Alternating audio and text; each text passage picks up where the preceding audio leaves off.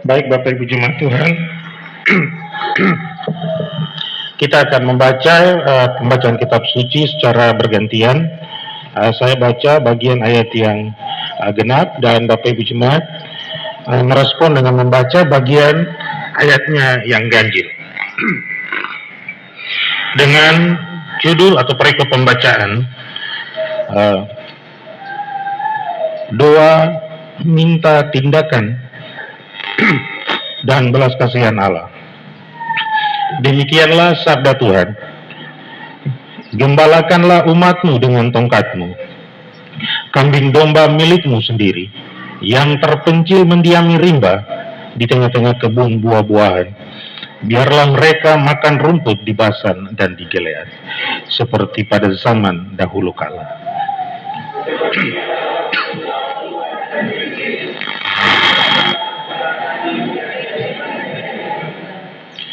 Biarlah bangsa-bangsa melihatnya dan merasa malu atas segala keperkasaan mereka. Biarlah mereka menutup mulutnya dengan tangan dan telinganya menjadi tuli.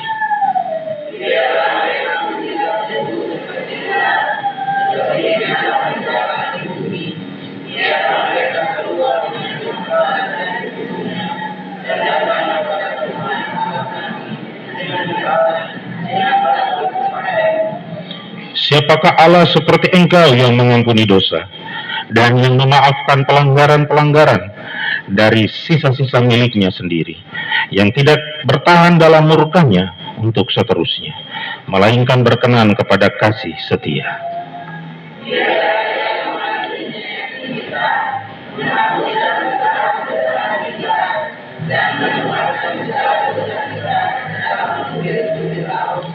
Kiranya Engkau menunjukkan setiamu kepada Yakub dan kasihmu kepada Abraham. Demikianlah jauh pembacaan kitab suci di minggu pagi hari ini.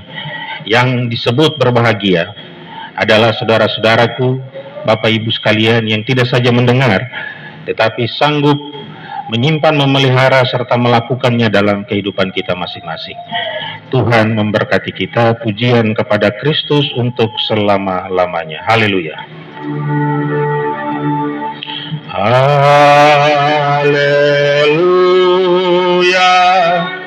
Haleluya.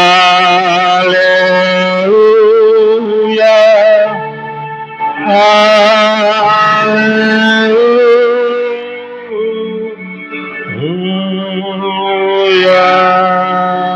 Sekali lagi, shalom. Selamat pagi dan salam sejahtera untuk kita sekalian. Pagi ini pembacaan kita terdapat di dalam Perjanjian Lama, yaitu kitab Nabi Mika, pasal 7 ayat 14 sampai 20, sesuai dengan tema sentral dari Sinode GKI. Diberikan tema yang menjadi sorotan bagi kita, perhatian kita, yaitu belas kasih Allah. Sekali lagi, belas kasih Allah. Bapak Ibu jemaat Tuhan, pokok atau intisari dari pembacaan kita pagi ini, di sini Nabi Mika mengajak Bapak Ibu dan saya, saudara-saudara sekalian, kita menaikkan doa seraya memohon belas kasihan Tuhan atas negeri yang kita diami. Itu sama seperti yang dilakukan oleh Nabi Mika pada zamannya.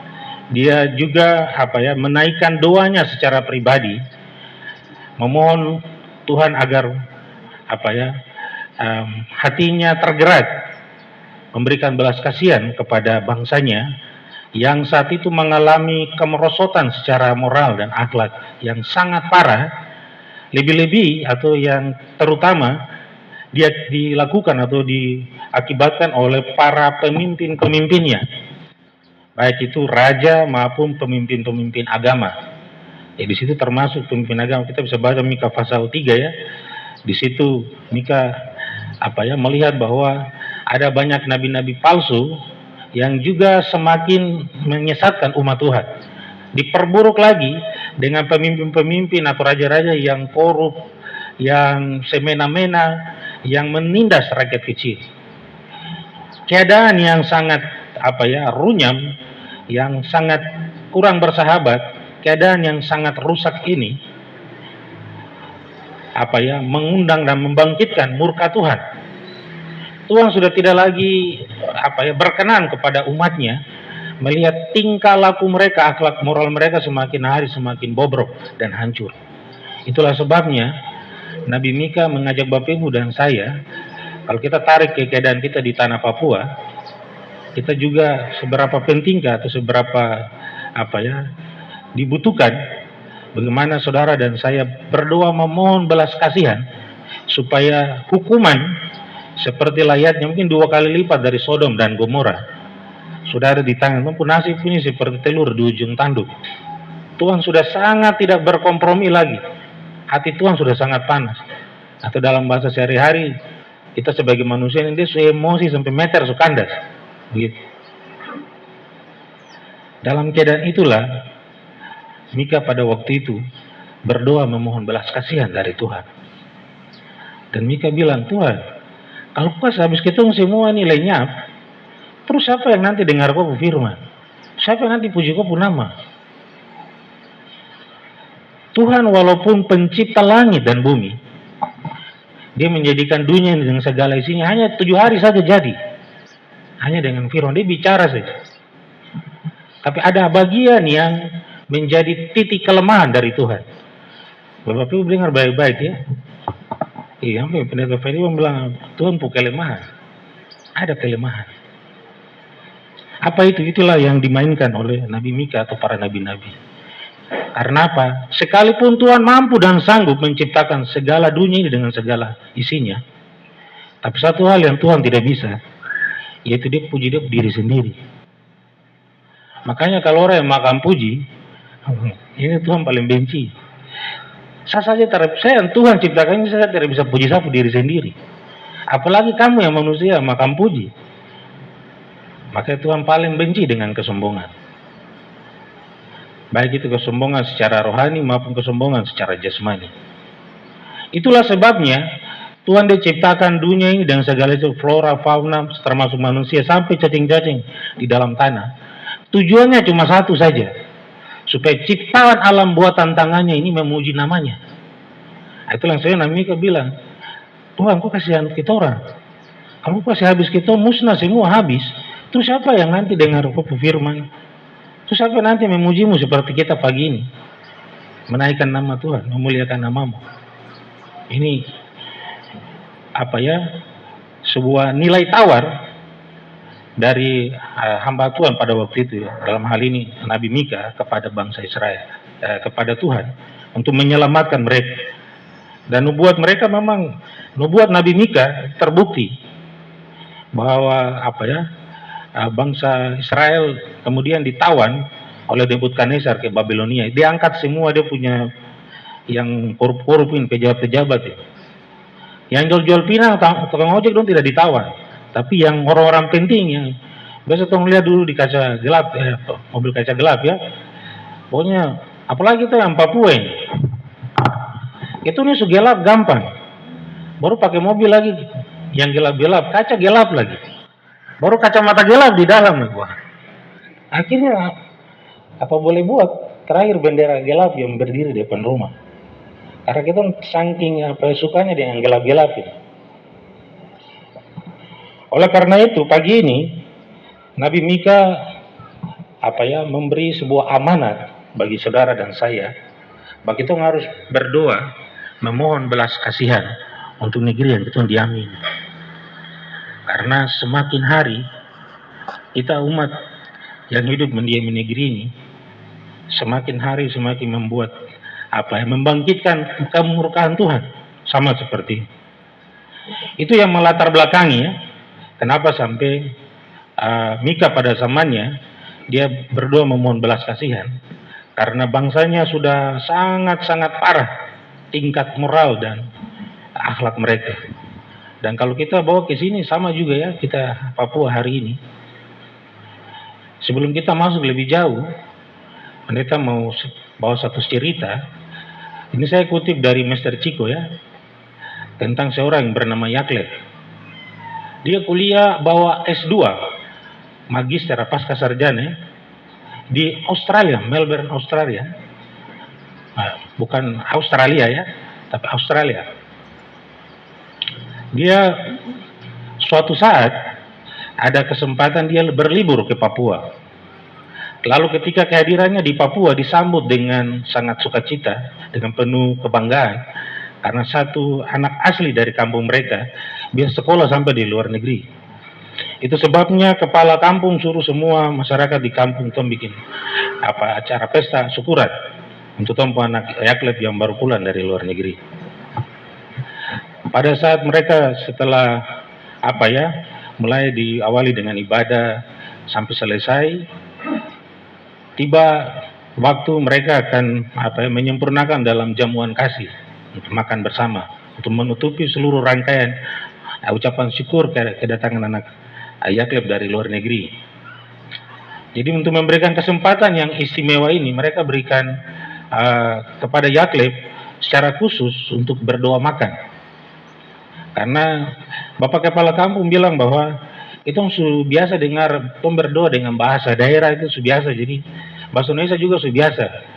Itu mendengar ini yang dengan bahasa yang dari luar negeri, yang internasional punya. Akhirnya karena permintaan itu, ketika Yakleb dengar, saya langsung keringat jagung muncul di kepala.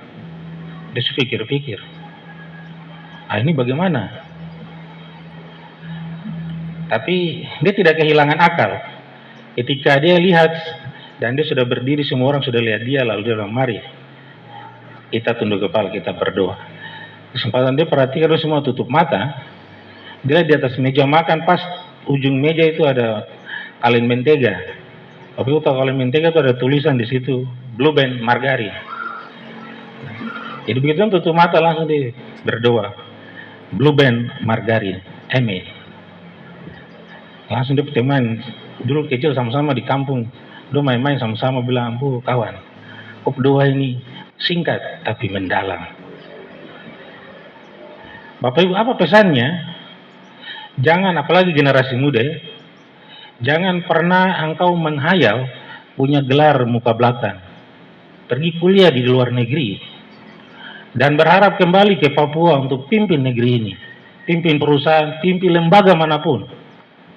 Tapi kalau pimpin doa saja kamu tidak becus, jangan pernah berharap untuk memimpin negeri ini. Itu pesannya. Gelar dan akademisimu tidak menjadi jaminan saudara sanggup memimpin negeri ini meraih masa depan yang baik. Kalau pimpin doa saja, saudara tidak bisa. Sama seperti Yakleb, Blue Band Margarin. Andre bingung cari kata-kata dari mana. Karena apa? Tuhan tidak pakai orang untuk pimpin negeri ini yang tidak pernah berbicara komunikasi dengan Tuhan. Karena doa itu alat komunikasi. Ibarat HP, apa yang Bapak Ibu lakukan kalau terima panggilan dari nomor yang tidak tertulis atau tidak terdaftar, dan Bapak Ibu juga boleh, ini nomor ini baru pertama kali dia telepon, sekian berapa puluh tahun saya baru terima nomor ini. Apa yang Bapak Ibu lakukan? Padam atau terima? Tapi terima juga pasti terima dengan ini siapa? Dengan penuh pertanyaan. Pemimpin yang tidak tahu berdoa itu seperti itu. Dia jarang sekali dia ada komunikasi dengan Tuhan. Dan hampir-hampir tidak pernah dia berhubungan menelpon Tuhan. Dan Tuhan tidak ada komunikasi sama sekali, tidak pun nomor yang tercantum. Tuhan punya HP tidak ada dia nama di situ. Jadi sudah pasti kalau dia pimpin tanah ini, negeri ini, pasti dia komunikasinya dengan iblis, dan sudah pasti Tuhan jatuh ke dalam jurang. Bukannya kita meraih kehidupan yang lebih baik, Tuhan tambah hancur, tambah bobrok, layaknya kondisi yang dialami oleh Nabi Mika pada saat itu. Baik itu kemerosotan yang terjadi para pemimpin raja-raja maupun para pemimpin agama juga sama. Jadi tentu ini 11-12 antara, kalau katakanlah situasi sekarang antara Pemda Provinsi Papua dengan Sinode 11-12, tidak ada beda. Oke, Sinode juga ketemu yang korupsi yang ada di kantor gubernur, ada juga. Di gereja juga pendeta dong korupsi juga. Wanderma sama juga. Ini 11-12. Ini keadaan yang terjadi. Jadi kalau kita bawa ke sini, ke keadaan kita hari ini, kita butuh belas kasihan dari Allah. Dan tidak bisa kita menyangkali lagi bahwa Mika mengajak saudara dan saya pendoa syafaat, kita berdoa supaya murka Tuhan jangan turun.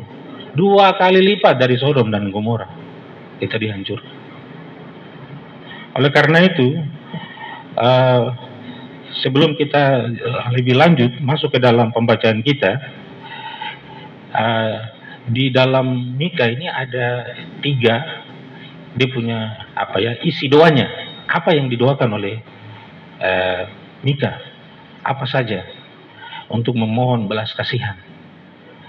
Yang pertama ayat 14 dan ayat 15 itu dia punya isinya itu konsep tentang teokrasi. Tuhan, pilih raja-raja ini, manusia-manusia dong jadi dewan, jadi gubernur, jadi presiden, tapi dong semua korupsi, dong bikin susah masyarakat. Masyarakat dari hari semakin tertindas. Stop sudah kasih kepemimpinan ini di tangan manusia. Kalau bisa Tuhan sendiri ambil alih kepemimpinan. Ambil alih. Tuhan sendiri yang menjadi raja bagi bangsanya sendiri. Layaknya seorang gembala yang bertanggung jawab memelihara dan menjaga domba-dombanya. Bapak Ibu tahu daerah Padang Gurun ya, itu tempat yang bukan kayak Papua yang tuh lihat sih, hutan hijau-hijau, karpet hijau. Ada yang pernah ke Israel pasti tahu ya, lihat ke bawah itu macam tanah tandus, tanah kering. Tetapi seorang gembala dia harus berusaha kasih makan domba-domba, tidak boleh lapar atau tidak boleh mati kelaparan atau mati kehaus. Dia berusaha. Dia sungguh bahkan mempertaruhkan nyawanya untuk pelihara domba-domba. Ini sebuah kekecewaan Nabi Mika terhadap kepemimpinan raja yang dipimpin oleh manusia. Karena manusia ketika dia jadi raja diangkat, langsung dia lupa diri. Ini Mika dia pimpin pada waktu zaman Raja Yotam dengan Ahaz ya. Kisaran tahun 751 sebelum Masehi sampai 736 sebelum Masehi. Itu 2 raja ini, raja yang lalim, raja yang tidak takut Tuhan. Dan disitulah Nabi dia bernubuat. Dia bilang, Tuhan kalau bisa raja-raja model begini nih kasih geser cepat karena terlalu membawa kesengsaraan bagi umat. Dan Alkitab menunjukkan bahwa kesalahan pemimpin itu yang tanggung jawab, itu yang rasakan, yang terima dampaknya, yang kena efeknya itu umat. Hidupku senang korupsi dan usus banyak-banyak, aku senang berfoya-foya, tapi yang terima penderitaan dan kesengsaraan itu rakyat Papua. Padahal engkau udah siu-siu dengan Avanza kaca gelap segala macam. Ada kesalahan pemimpin, kebobrokan akhlak dan moral pemimpin, itu dampaknya ditanggung oleh masyarakat. Kalau seandainya kita balik dia, misalnya kita bilang Tuhan, bagaimana kalau kesalahan para pemimpin risiko tanggung sendiri, jangan masyarakat yang tanggung jawab. Nah ini yang kita harus berdoa. Nah bagian ini yang Mika minta. Kalau bisa dong sendiri, yang tanggung jawab dong punya kesalahan, kamu korupsi itu petanggung jawab keluarga si orang itu, kamu yang tanggung jawab. Jangan hal itu menyebabkan seluruh umat yang tak tahu apa-apa, yang hidup di dalam pembacaan kita, yang tinggal di hutan-hutan sana, juga ikut menerima efek dari kebobrokan akhlak dan moral para pemimpin kita hari ini. Itu maksudnya. Jadi Mika sudah tidak percaya kalau manusia pimpin lagi. Apalagi besok ini kita sudah masuk tahun politik ya. Ada harus banyak pasien yang kena gula darah. Banyak yang mati kena gula darah. Banyak yang kena diabetes. Karena terlalu banyak janji-janji manis masyarakat makan-makan. Sehingga semua kena diabetes gara-gara janji-janji politik yang manis-manis ini. Tidak heran kalau orang Papua banyak mati karena gula. Itu dampak dari pemimpin-pemimpin yang tidak takut pada Tuhan. Oleh karena itu kita bercerita tadi, kau mau gelar muka belakang, kau mau kuliah sampai di luar negeri, kau menghayal dan kau mau mengimpikan mau pimpin negeri ini. Tapi kalau pimpin doa saja kau tak bisa, lebih baik kau undur di belakang. Karena sudah pasti, kalau kau pimpin negeri itu semua masuk ke dalam jurang kebinasaan. Ini yang diminta oleh isi doa yang pertama oleh Nabi Mika. Dia minta kalau boleh Tuhan ambil alih kepemimpinan. Jangan pemimpin-pemimpin yang bobrok ini masih pimpin kita pun negeri. Kalau bisa Tuhan ambil alih. Tuhan sendiri yang memimpin. Jadi kita lihat di Israel, itu tidak ada presiden. Semua negara banyak pakai presiden apa-apa. Tapi Israel sampai hari ini, mereka hanya berhenti di Perdana Menteri. Karena mereka masih menganut asas teokrasi. Kita manusia ini hanya alat saja. Tetapi sesungguhnya, raja yang memimpin umatnya, raja di atas segala raja adalah Allah sendiri. Mereka memposisikan, posisi Allah tidak tergantikan. Dan tidak boleh diambil alih oleh manusia. Sebab kalau manusia ambil alih bagian itu, yang terjadi yang saat ini, Mika ada berdoa. Karena mereka pemimpin tidak takut Tuhan, bikin sengsara masyarakat atau rakyat kecil. Isi doa yang kedua, Bapak Ibu baca di situ ayat 16 sampai dengan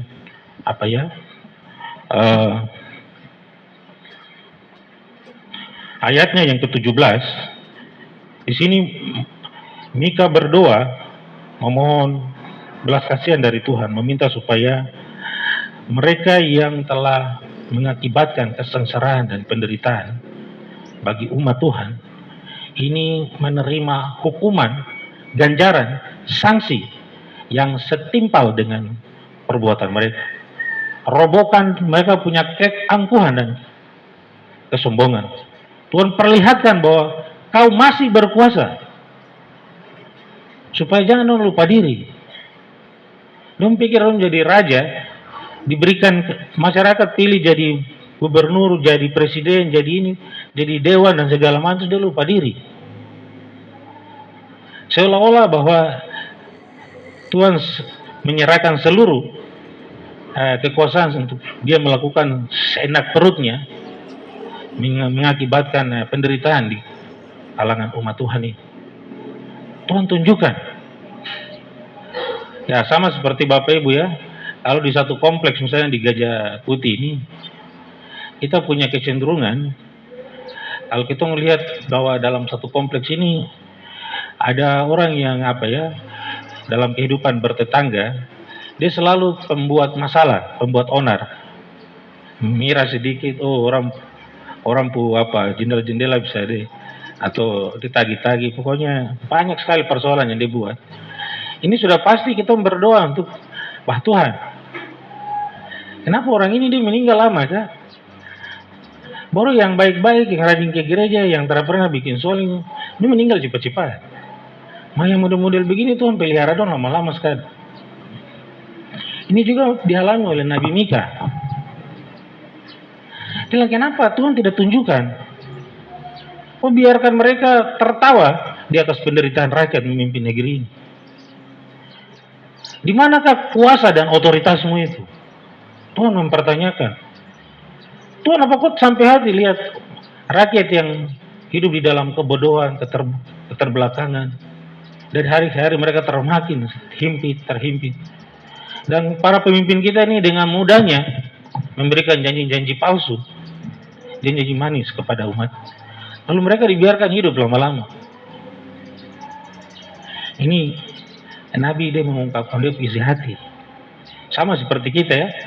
Kalau ada orang yang kita merasa mengganggu kenyamanan kita, atau kita merasa bahwa kita tidak tenang berada dekat dia, kita selalu berharap Tuhan, kenapa orang itu hidup lama ya?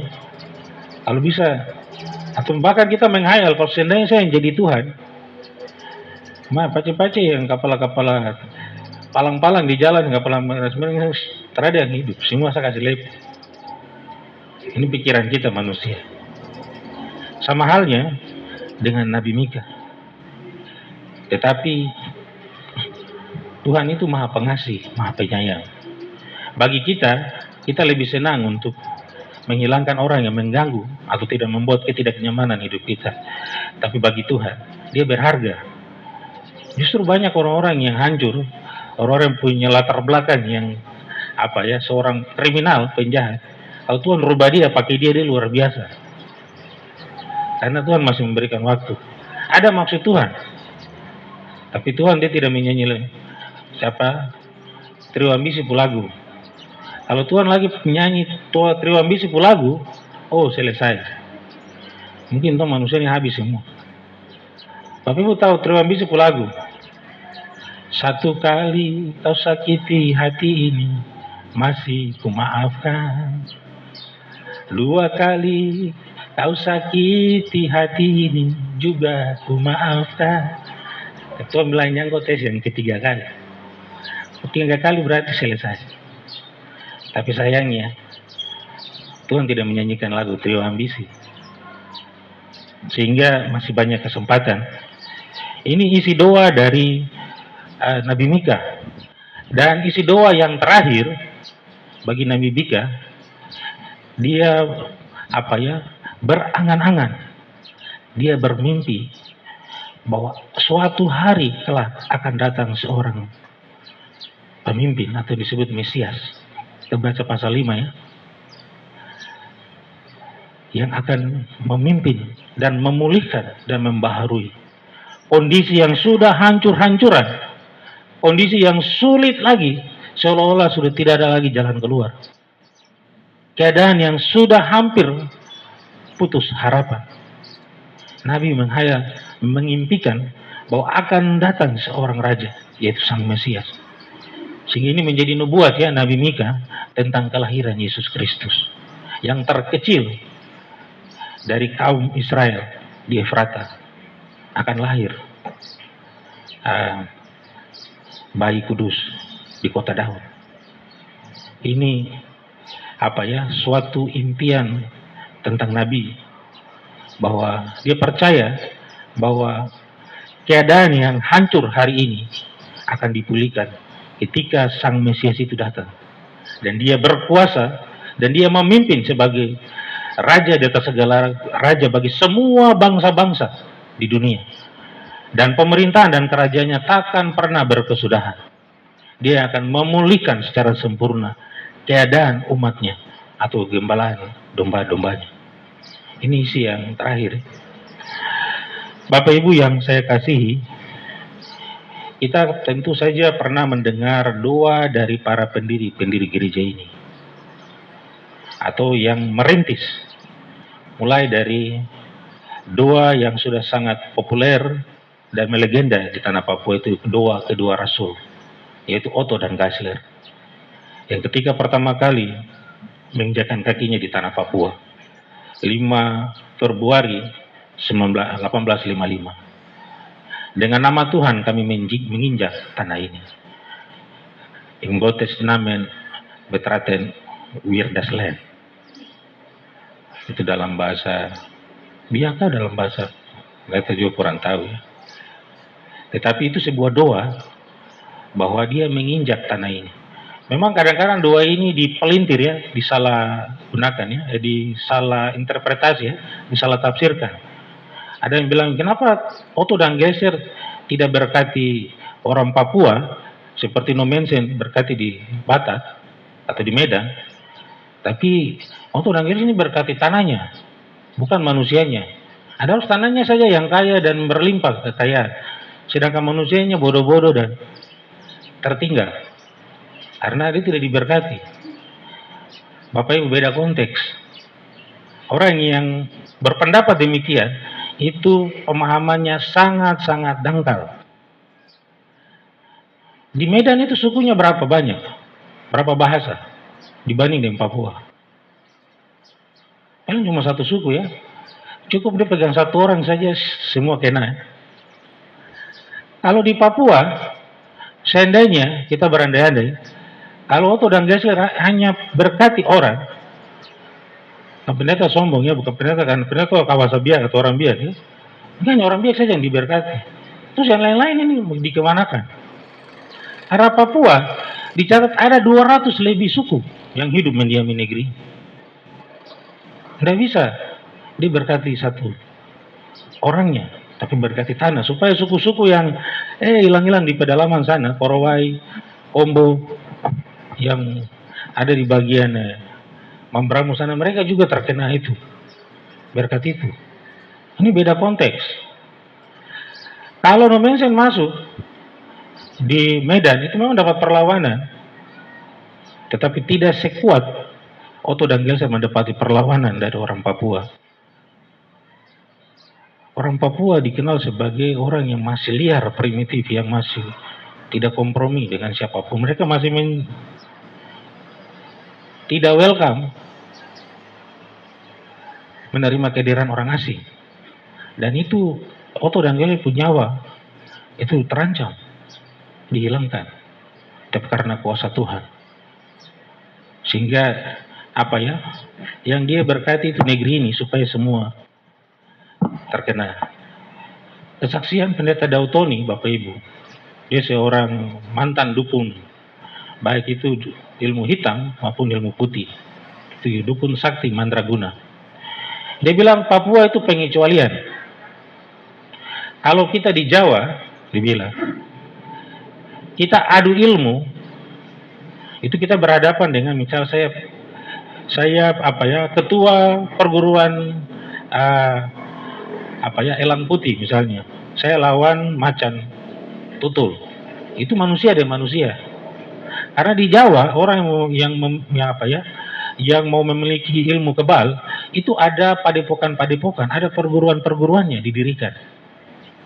Jadi saudara yang mau belajar tinggal di sana daftar dan belajar pada guru-guru atau dukun-dukun yang ada di sana. Tapi Dautoni bilang kalau di Papua, coba ke sana kau cek sudah. Lembah, gunung, sampai di dalam air. Kira-kira ada yang bikin perguruan belajar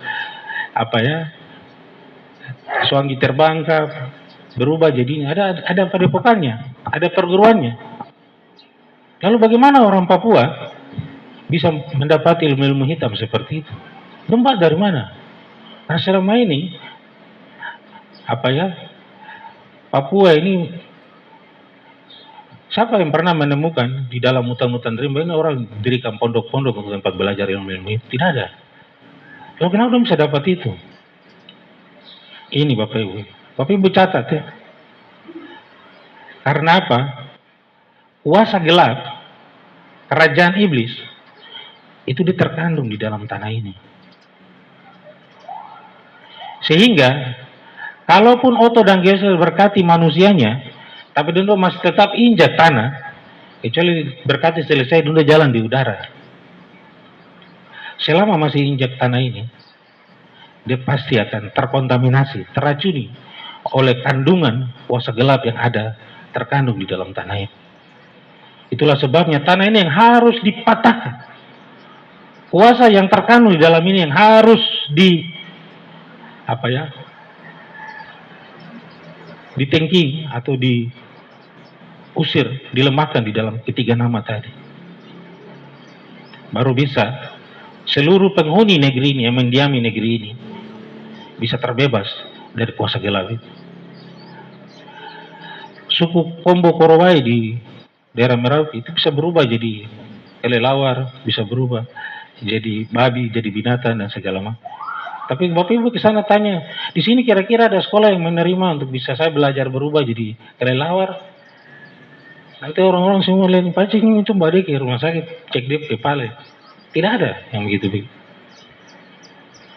Itulah sebabnya doa dari kedua rasul kita menjadi kekuatan yang telah mengemahkan semua kekuatan yang ada di.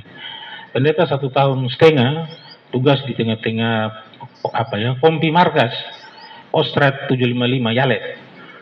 Saya bilang sama para prajurit Nasrani yang ada di dalam Kompi Markas, saya bilang kalau saudara pada bawa tete dong kasih jimat-jimat, alas-alas, segala macam, kasih tahu pendeta.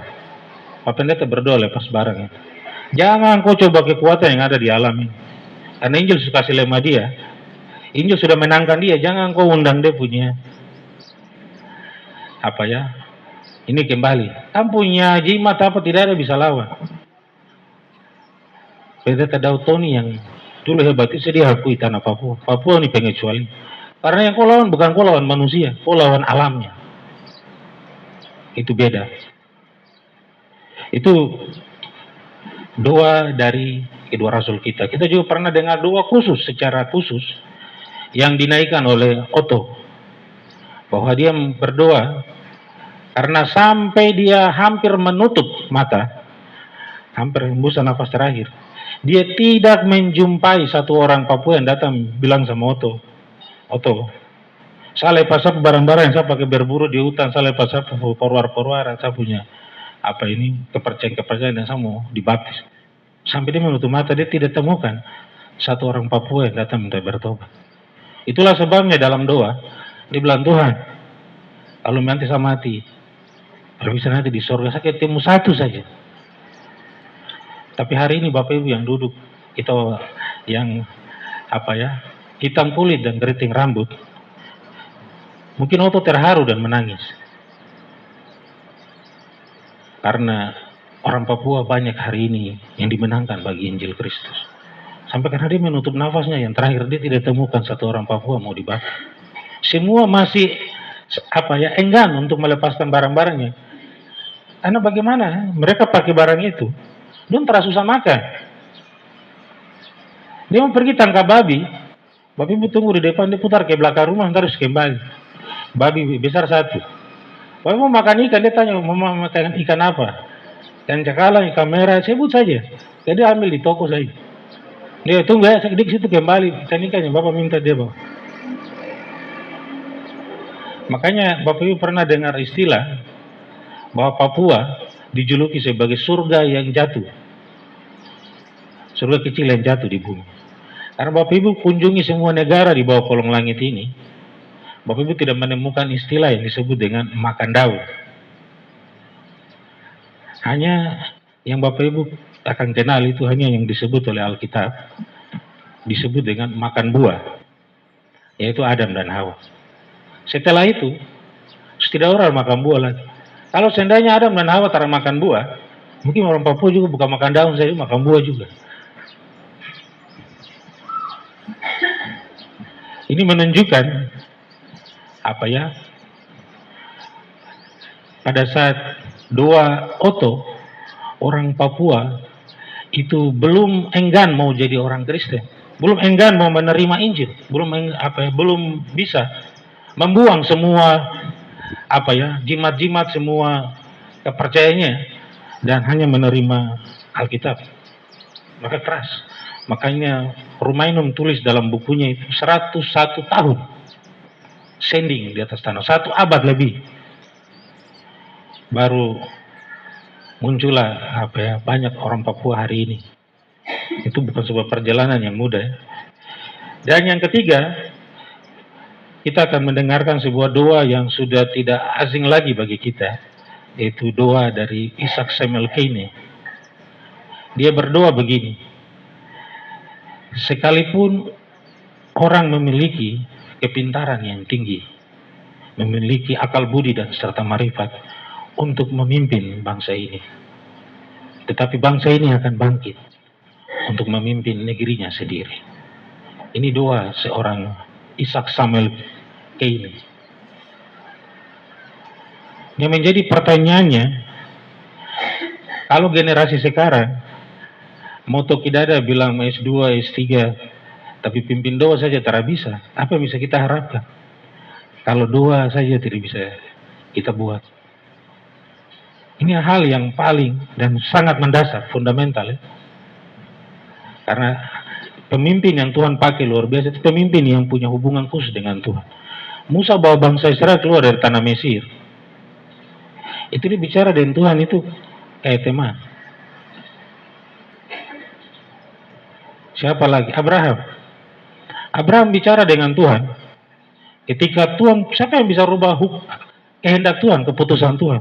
Tuhan bilang dia akan memusnahkan Sodom dan Gomora. Tapi Abraham bilang, Tuhan, masa kau hakim segala segenap alam ini, masa kau tidak adil itu? Kalau misalnya di situ ada 50 orang yang percaya, bagaimana?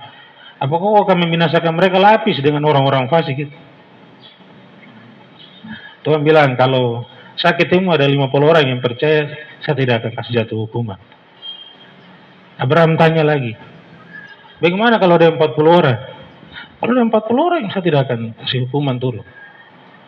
Abraham tanya lagi, sampai Abraham sudah rasa tidak enak. Dia manusia yang debu, baru dia mau tanya Tuhan yang maha kuasa. Bagaimana kalau 30, 20 sampai 10 orang?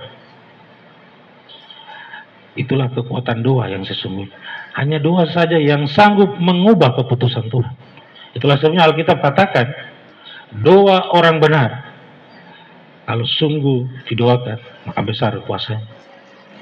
Bahkan dia mampu mengubah keputusan Tuhan. Tuhan punya hukuman, saudara, dia tangan. Palu sudah jatuh. Bahwa Sodom dan Gomora harus dimusnahkan. Tapi karena doa Abraham, keluarga Lot diselamatkan. Tetapi istrinya balik, sehingga jadi tiang garam. Ini menunjukkan bahwa hanya kekuatan doa lah yang sanggup mengubah keputusan Tuhan. Makanya Mika ajak kita pagi ini untuk kita berdoa. Tadi kita sudah dengar 3, ini semua dari luar negeri ya. Otto dan Geisler dari Jerman. Otto ya, termasuk Isaac Samuel Kenny. Sekarang kita ke Papua, bagaimana? Pertanyaannya. Kita tuh yang dari anak pemilik penghuni negeri ini, yang hitam kulit ketirak, itu berdoa adakah tidak? Yang pertama saya sebut, doa dari pendeta F.J. Fromaino di peristiwa sidang Dewan Gereja Dunia ketiga di New Delhi. Dia bilang, dalam Tuhan kita bersaudara. Artinya dia bilang bahwa karena ada orang Jawa yang percaya Yesus, karena ada orang di Pulau Sumatera yang percaya Yesus, karena ada orang di Pulau Borneo atau Kalimantan yang percaya Yesus, karena di Celebes, Sulawesi, ada orang yang percaya kepada Yesus. Sampai di timur Lorosai, termasuk Pulau Bamora, sampai dengan Maluku dan Ternate, ada yang percaya Yesus, sama dengan ketong di Papua. Karena dalam Tuhan kita bersaudara. Pernyataan ini kemudian dipolitisir, bahwa Romainum sengaja menceblokkan kita ke dalam NKRI. Ini dari pihak, termasuk Bapak ya, pihak yang tahu itu semua dong predikat semua sama, gelar MM. Bapak Ibu tahu gelar MM? MM itu mata merdeka. Itu bilang salahkan Romainum, padahal Romainum dalam doanya dibilang dalam Tuhan kita bersaudara. Otto dan Geisler turun di Batavia, Ternate baru masuk. Dia bukan dari kepulauan Fiji, Solomon Island baru masuk, Vanuatu baru masuk ke sini. Itu maksud dari doa dari F.J. Fromaino. Doa dari pendeta Jan Mamoribo. Dia bilang bangsa yang besar adalah bangsa yang menghargai dan menghormati kaum perempuannya. Jadi memberikan penghargaan terhadap Mama Papua. Karena apa? Bapak sibuk pergi mengail, pi mancing, pi berburu. Yang tinggal di rumah jaga anak itu mama. Peran mama sangat penting. Oleh karena mama dia harus dibebaskan, dilepaskan dari perbudakan secara adat. Mama harus ditempatkan sama dengan bapak-bapak Papua. Itu dia berdoa. Sebab bangsa yang besar, bukan bapak doa yang beranak anak-anak, tapi mama dorang. Tentu mama dulu dong bisa beranak sampai 1/11, termasuk tim ofisial dengan manajer semua. Mama sekarang setelah deh, paling 1-2 langsung. Masih muda, bau parfum sama segala macam, embody. Begitu anak 2 tuh lewat baku lewat cium bau itu minyak tawon kan, bau segala macam minyak sampai. Padahal waktu masih nona-nona itu dari jauh saja jarak berapa kilometer itu harus cium bau harum. Ini doanya, bahwa dia berdoa secara khusus untuk kaum perempuan Papua yang pada saat itu benar-benar dijajah oleh adat istiadat dalam budaya Papua yang sangat patriarkal. Laki-laki lebih dominan, perempuan kamu di dapur di belakang. Makanya hari ini ada perempuan Papua yang jadi pilot, jadi dokter, itu karena doanya Pendeta Yan Mamuribo. Dibuat asrama khusus untuk menampung putri-putri Papua untuk sekolah di kota Jayapura ini. Kalau Bapak Ibu ke Padang Bulan, asrama itu diberi nama asrama Yanmo atau Yan Mamuribo, karena doanya bagi perempuan Papua. Itu doa dari anak negeri ini. Yang ketiga atau yang berikut dari Pendeta William Rumsarwir, dia bilang begini, bagi kita saudara-saudara dan saya, karena ada kemerosotan dalam gereja ya, dia bilang begini, dan dia berdoa, dia bilang bahwa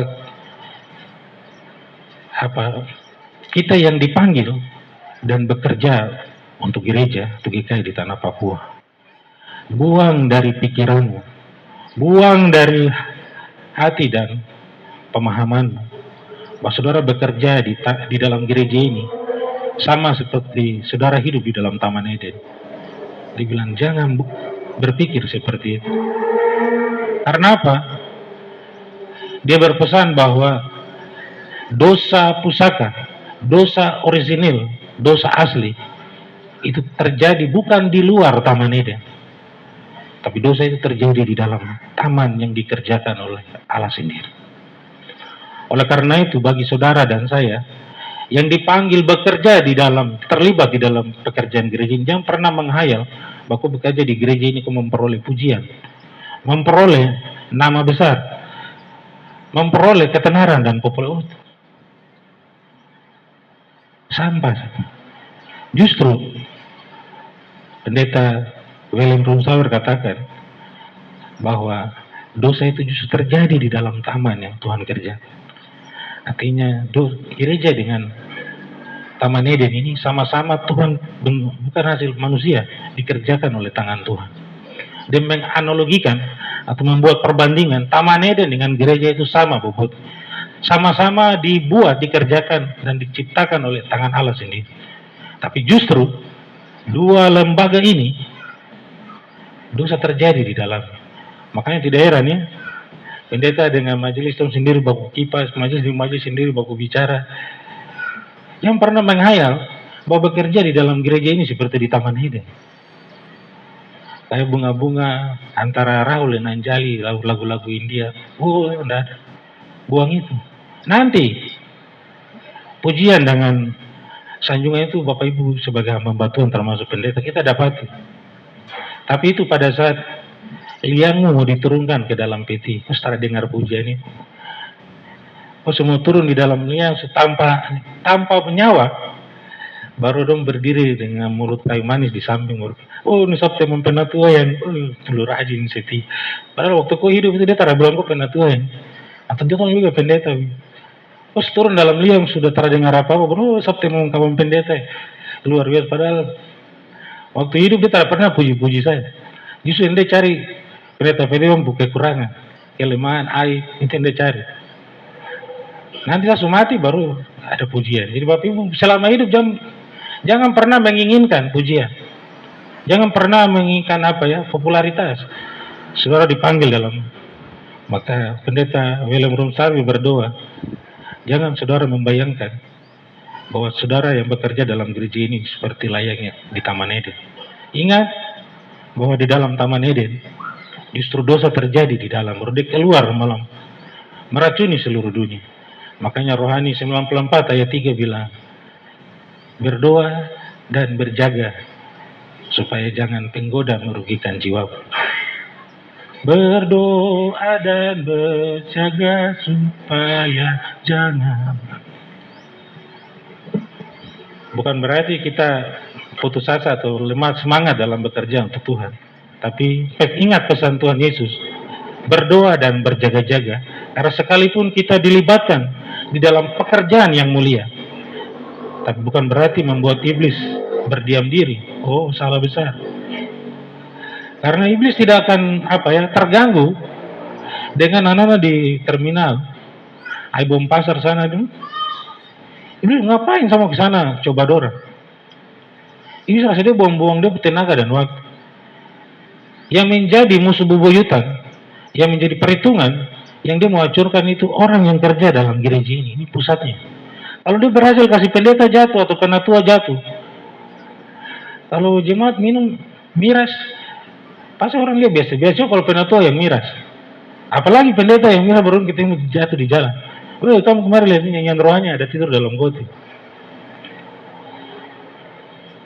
Jadi berita, jadi viral. Jadi iblis tidak akan ganggu orang yang ada di terminal sana, karena iblis bilang, itu anak-anak kompleks bisa mengganggu untuk apa? Sesama akom tuh, tapi yang dia jadi musuh bebuyutan itu dalam gereja. Makanya doa dari Rum Sarwir, jangan pernah membayangkan kau bekerja dalam gereja ini ibarat Taman Eden. Ingat bahwa dosa itu terjadi dalam taman yang Tuhan kerjakan dengan tangan. Ini doa dari pendeta William Rum Sarwir. Doa dari Bapak Gubernur Barnabas Suebu. Papua paradoks dan dilematis. Kaya tapi miskin. Pintar tapi bodoh. Dan dalam doa itu, Gubernur menaikkan hatinya kepada Tuhan. Kiranya Gembala yang agung memimpin kita kepada sebuah pulau impian. Pulau di mana di sekelilingnya adalah lautan kaca.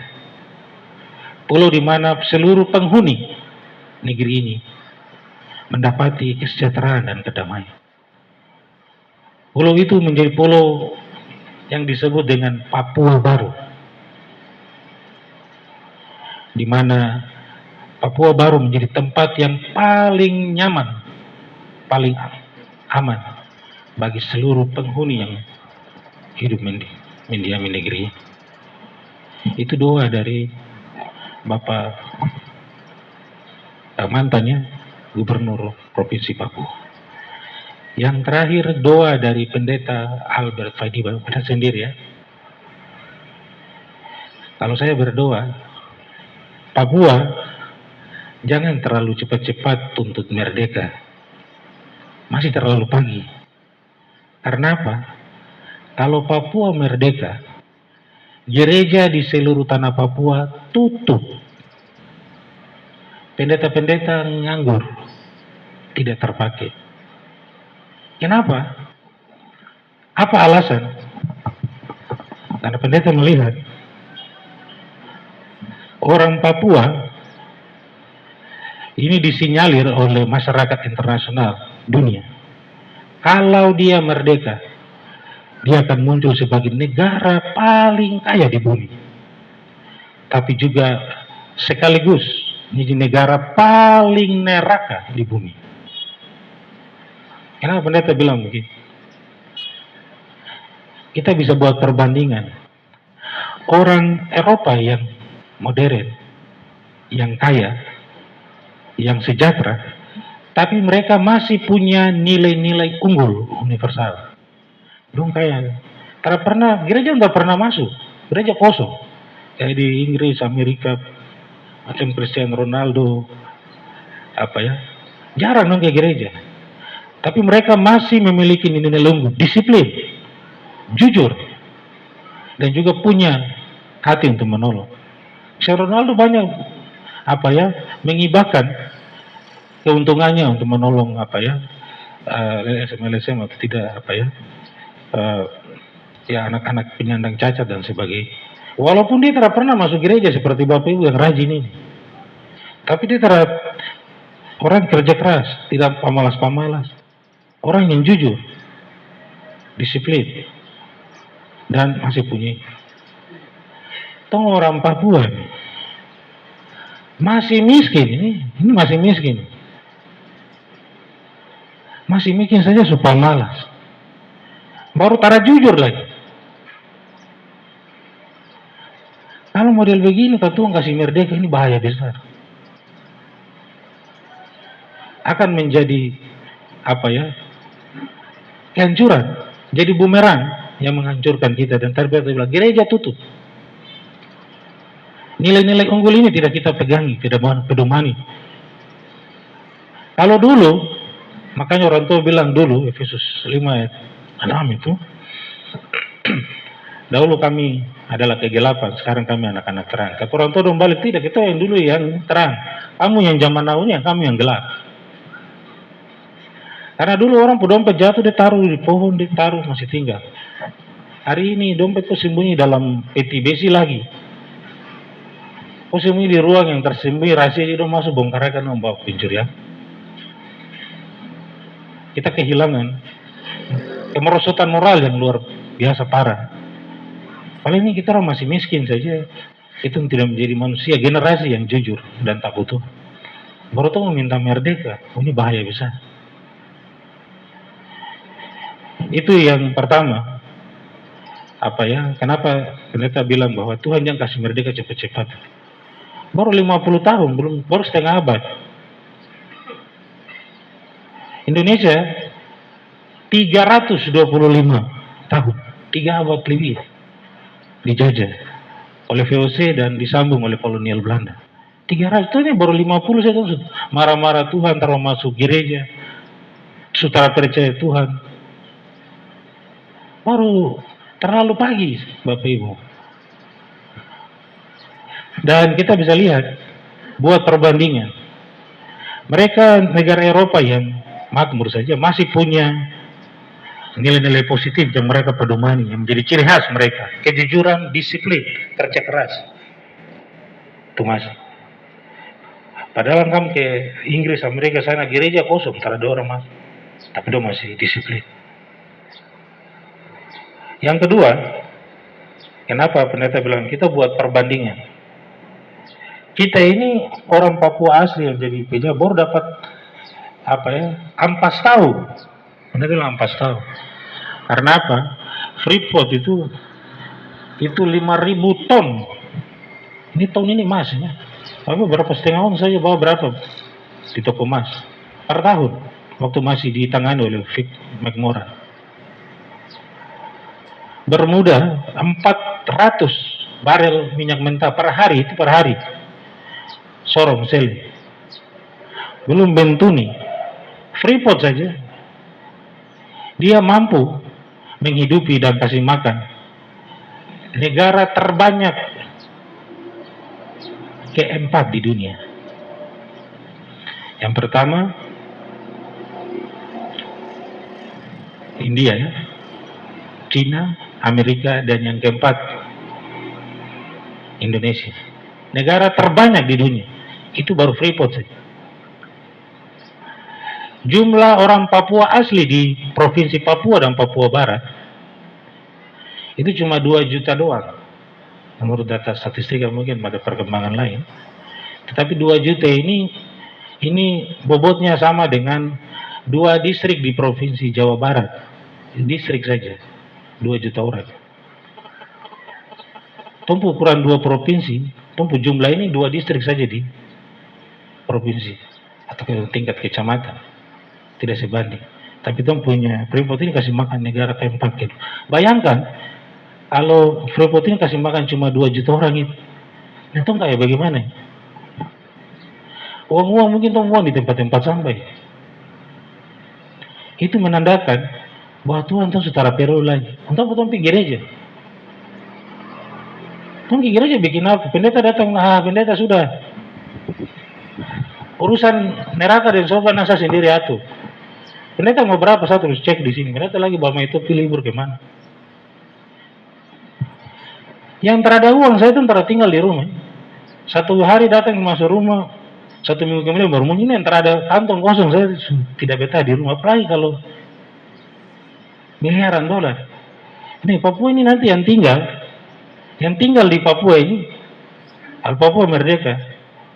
Yang tinggal itu cuma nenek-nenek Atau tete-tete yang setara bisa jalan, memang sudah lemah itu setara bisa bergerak. Tapi yang bisa dia kaki panjang sedikit, lain di Swiss, lain di pohon banyak. Tengok telepon Puera saja, tolong bikin pikir. Nah saya transfer ke situ.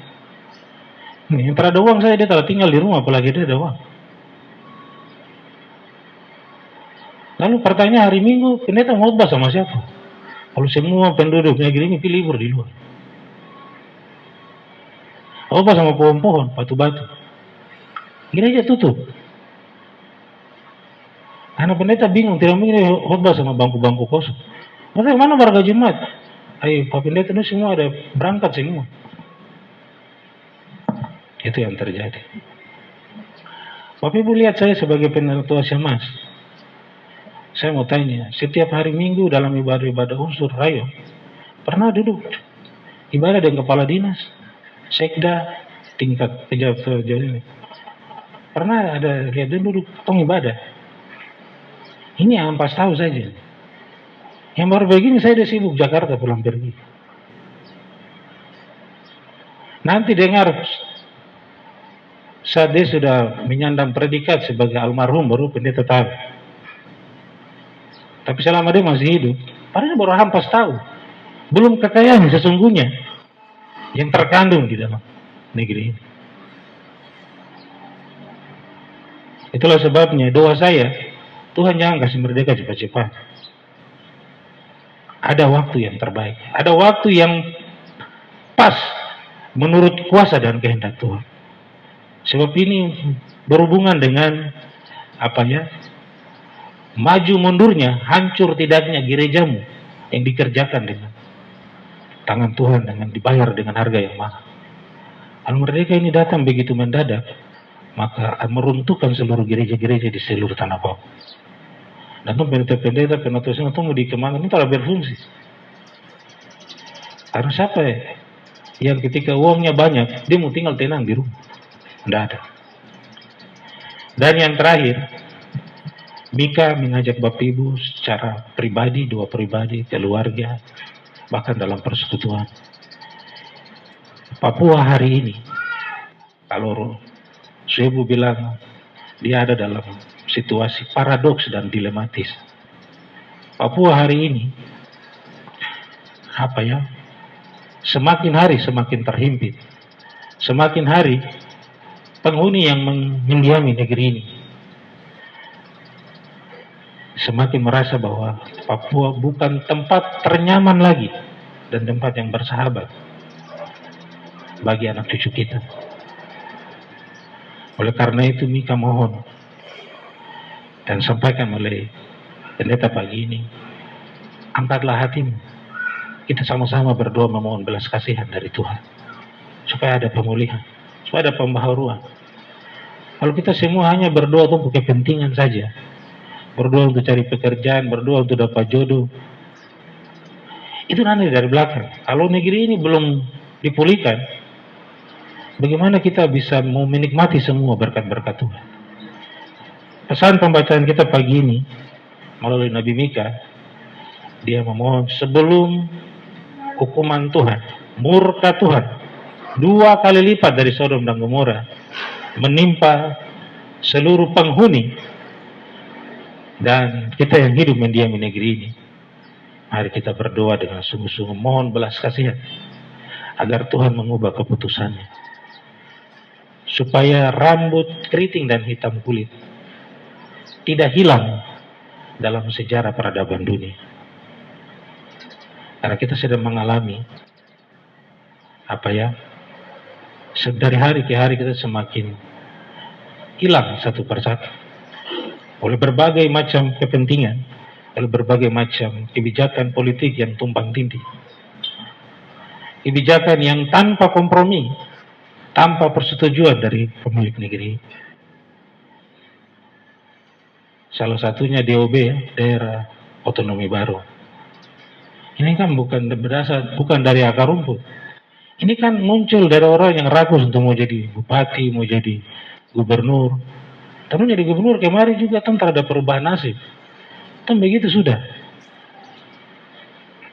hanya mengatasnamakan rakyat Papua, kemudian sia-sia di jalan.